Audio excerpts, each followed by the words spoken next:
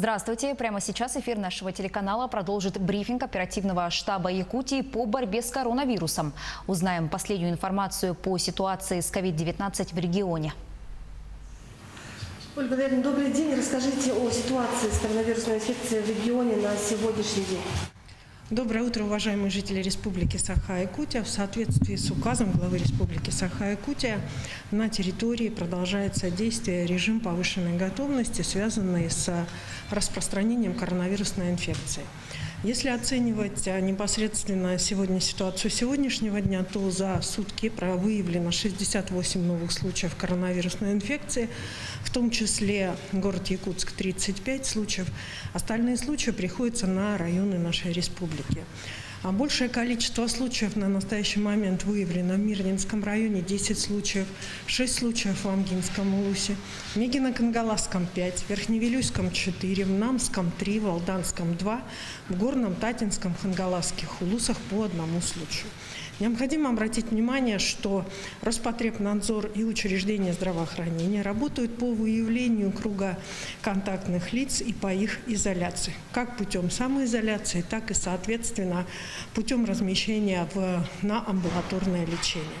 Необходимо обратить внимание, и сегодня я бы хотела акцентировать внимание, что круг контактных лиц выявляется органами Роспотребнадзора Республики Саха-Якутия на основании заявления самого заболевшего.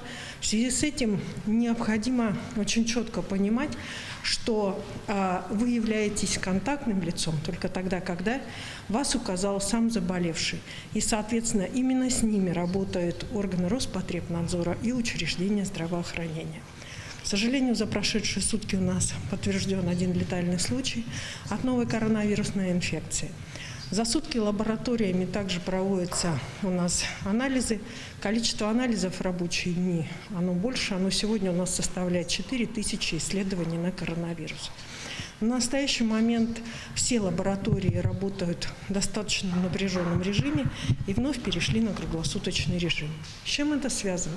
Это связано прежде всего с тем, что мы, как и прогнозирование этого происходило, мы перешли на порог непосредственно повышенной, так сказать, готовности относительно ОРВИ и гриппа.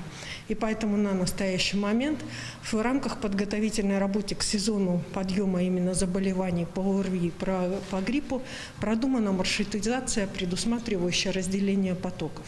На 13 сентября дополнительно открыт еще один инфекционный стационар на 60 коек.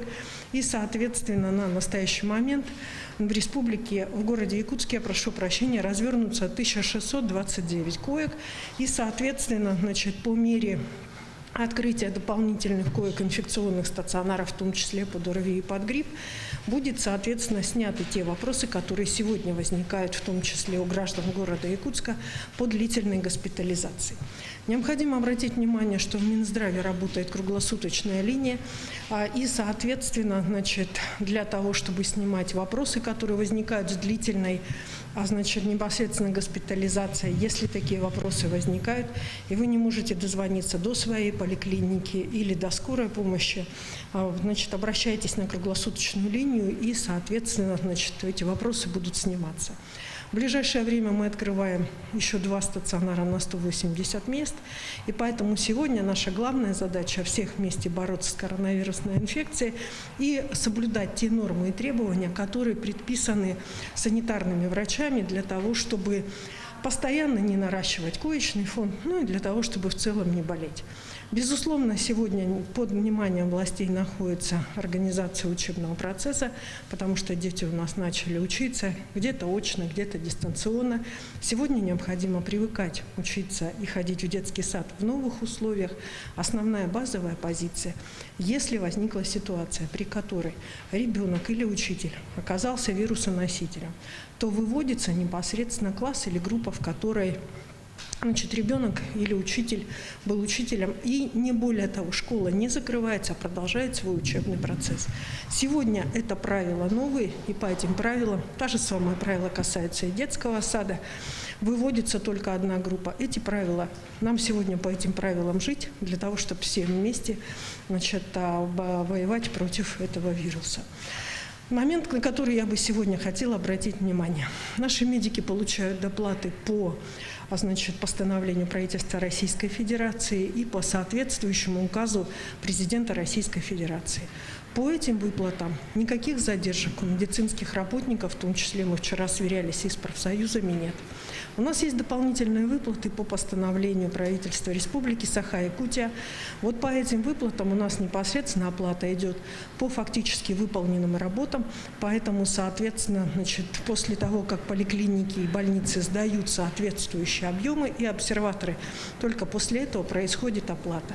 Если эти вопросы также есть у медицинских работников, а я сегодня пользуюсь случаем и благодарю их за ту работу, которую они осуществляют, точно так же предлагаем обращаться в профсоюзы Якутии медицинских работников для того, чтобы эти вопросы снимать. Здоровье, соблюдайте нормы, это важно. Спасибо большое. Это был брифинг оперативного штаба Якутии по борьбе с коронавирусом. Оставайтесь с нами.